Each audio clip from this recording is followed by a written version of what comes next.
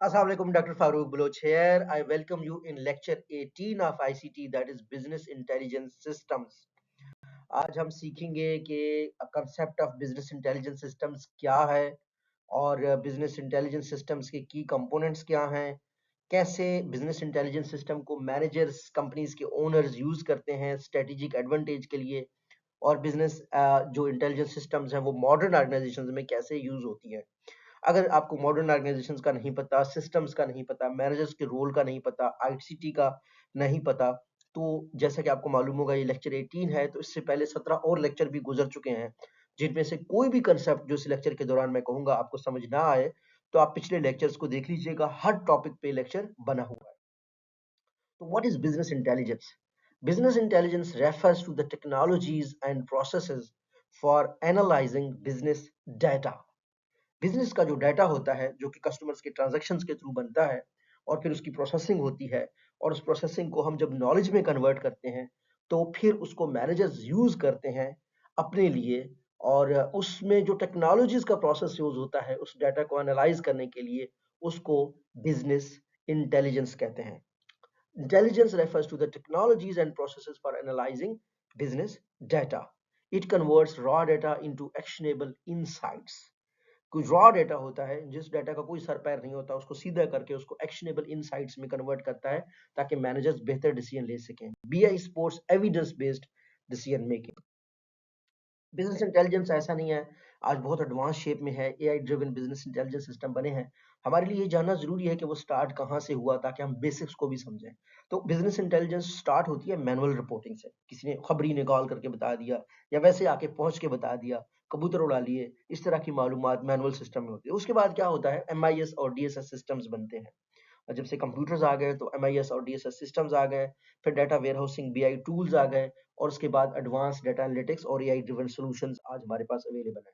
Business intelligence matter क्यों करता है, इतना अहम क्यों है? पहली चीज तो ये है कि कंपनीज को इंटेलिजेंस इसलिए चाहिए कि वो उस इंडस्ट्री के टॉप कंपनी रहें। टॉप कंपनी के लिए जरूरी है कि आप अपने कंपेटिटर से बेहतर हो, तो और उसके लिए कंपनीज यूज करती हैं बिजनेस इंटेलिजेंस। तो कंपेटिटिव एज के लिए बिजनेस इंटेलिजेंस यूज होता है, स्ट्रेटेजिक और ऑपरेशनल डिसीजंस के लिए यूज हो जाता है। फॉर एग्जांपल, आपको इंटेलिजेंस नहीं है कि कोई रॉ मटेरियल खत्म होने वाला है, आपको इंटेलिजेंस मिल जाए कि कस्टम से क्लियरेंस नहीं मिलने वाली, आपको इंटेलिजेंस मिल जाए कोई शिप है वो खराब हो गई है, तो कोई इन्वेंट्री आपकी खत्म होने वाली है, आप जल्दी ऑर्डर करें। तो ये सारी जो आपकी इस तरह की जो इंसाइट्स होती हैं, ये हेल्प करती हैं किस चीज के लिए, स्ट्रेटेजिक और ऑपरेशनल डिसीजंस बेहतर करने के लिए।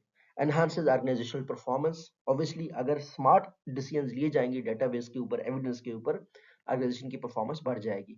और अनेबल्स डाटा ड्रिवन कल्चर, जहां जहां डाटा को यूज किया जाता है, डाटा ड्रिवन कल्चर होता है, वहां गलतियां कम होती हैं और इन्फॉर्म डिसीजन लिए जाते हैं, तो ऑर्गेनाइजेशन क्या होती है, डाटा ड्रिवन कल्चर में कन्वर्ट हो जाती है। इस वजह से बीआई सीखना इंपॉर्टेंट है। बीआई के चार मेन कंपोनेंट्स होते हैं। पहला है डाटा सोर्सेज, डाटा कहाँ कहाँ से आ रहा है। दूसरा डाटा वेयरहाउस। तीसरा बीआई टूल्स एंड एनालिटिक्स। और चौथा है रिपोर्टिंग एंड डैशबोर्ड्स। सो चार काम होते हैं। Next is data sources for BI. Data sources कौन से होते हैं? इंटरनेट ट्रांजैक्शनल सिस्टम्स, इंटरनल जो ट्रांजैक्शनल सिस्टम्स होती हैं, जैसे कस्टमर ने कुछ परचेज किया, आपने स्कैन कर लिया और डेटाबेस में रिकॉर्ड आ गया।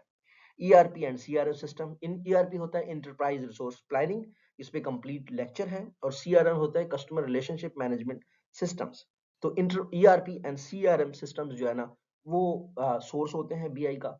एक्सटर्नल मार्केट और कस्टमर डाटा भी सोर्स होता है, कस्टमर की प्रोफाइल, उसकी बाकी मार्केट के साथ ताल्लुकात, उसकी बाकी ब्रांड्स के बारे में सोच, इसके लिए बाकायदा मार्केट रिसर्च होती है। कंपनीज हैं एसी, नीलसन, इप्सॉस, उनके साथ मैंने काम किया जब मैं जोंग में होता था। तो 50 मिलियन का हमने एक प्रोजेक्ट दिया था जोंग को, तो बीआई के डाटा कलेक्ट करने के लिए। बिग डाटा सोर्सेज हमारे ऑनलाइन इंटरनेट सोर्सेज होते हैं। डाटा वेयर हाउसेज का कंसेप्ट क्या होता है? Central repository of integrated data, supports historical analysis, customized for reporting and analysis. ETL process in BI, ETL बहुत ही इंपॉर्टेंट है। अगर आप किसी डाटा सिस्टम में जाएंगे, जब टेलिनार का मैं अगेन अपना एक्सपीरियंस बताऊंगा, जो ईटीएल की हमारी टीम थी, तो हम बार बार ये टर्म ईटीएल यूज करते थे। अगर आप कंप्यूटर के स्टूडेंट हैं, जब आप जाएंगे तो ईटीएल की बात हो रही होगी हर जगह, तो इन टर्म्स को समझना आपके लिए बड़ा जरूरी है। ETL process in BI extract data from the sources, transform data into a usable format and load data into data warehouse. BI tools and technologies reporting tools होती हैं, ओलेप टूल्स होती हैं, डेटा विजुअलाइजेशन सॉफ्टवेयर टूल्स होती हैं, advance analytics platforms होती हैं। OLAP in business online analytical processing, multi dimensional data analysis होता है, और ये सपोर्ट करता है किसको, डाटा की ड्रिलिंग को, डाटा के इनसाइट्स को। डैशबोर्ड्स एंड स्कोर कार्ड्स भी बनते हैं बिजनेस इंटेलिजेंस में। Visual representation of the KPIs होता है, केपीआईज बोलते हैं की परफॉर्मिंग इंडिकेटर्स को, कि हर बंदे के, हर डिपार्टमेंट के अपने केपीआईज होते हैं, उनमें हेल्प करता है। तो अगर बिजनेस इंटेलिजेंस, हमने पिछला जो लेक्चर पढ़ा था वो बीआई वर्सेस डीएसएस पढ़ा था, बिजनेस इंटेलिजेंस बल्कि डिसीजन सपोर्ट सिस्टम्स के बारे में। अब हम कंपैरिजन अगर करें तो बीआई और डिसीजन सपोर्ट सिस्टम में क्या फर्क है। बीआई फोकस करता है इनसाइट्स के ऊपर, एनालिटिक्स के ऊपर, डीएसएस फोकस करता है डिसीजन सपोर्ट सिस्टम्स के ऊपर। बिजनेस इंटेलिजेंस थोड़ा सा ब्रॉडर टॉपिक है, और डिसीजन सपोर्ट सिस्टम थोड़ा सा कह सकते हैं स्पेसिफिक है। BI versus big data analytics, BI focuses on structured data, big data handles large sets of the data and unstructured data, both complementary होते हैं किसी भी modern organization. Business applications BI के क्या होते हैं, सेल्स और मार्केटिंग के लिए यूज होता है, फाइनेंशियल परफॉर्मेंस एनालिसिस के लिए यूज होता है, सप्लाई चेन में यूज होता है, कस्टमर डाटा एनालिसिस के लिए होता है। बीआई की स्ट्रेटेजिक मैनेजमेंट कैसे करता है, एनवायरमेंटल स्कैनिंग करता है, कंपैरेटिव इंटेलिजेंस देता है, स्ट्रेटजी फॉर्मुलेशन में मदद करता है। Role of BI in different business functions, marketing, HR, finance में हर जगह एनालिटिक्स के लिए बीआई यूज होता है। बेनिफिट्स ऑब्वियसली आपको पता चल गया हो गया, quality decision, timely insight, enhanced efficiency और स्ट्रेटेजिक अलाइनमेंट। ऑब्वियसली बीआई जिस शेप में है 2027 में भी इसमें चांसेस हैं इम्प्रूवमेंट के। चैलेंजेस हैं बीआई इम्प्लीमेंटेशन में, कह सकते हैं हाई कॉस्ट, खर्चा बहुत होता है, डाटा क्वालिटी इश्यूज होते हैं, स्किल शॉर्टेज होती है, रेजिस्टेंस इन चेंज होती है।